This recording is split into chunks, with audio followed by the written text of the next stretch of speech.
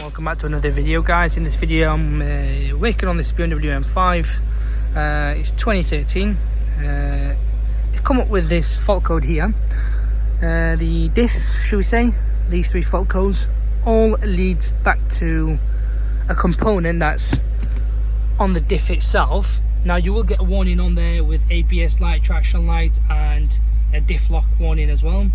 Now to solve it is quite easy. I'm not saying it's a DIY, you know, you can get cracking, do it and change it. It probably needs a bit more than DIY. You have to get underneath, and it's just right underneath there, so sorry, hard running, but it's just there, as you can see. It's in the middle of this here.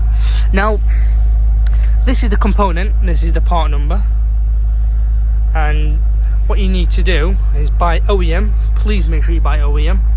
I don't know why my camera's playing up. There it is. That's what it looks like. It's them three bolts. It's pretty easy, it's not hard, but it's just getting underneath it.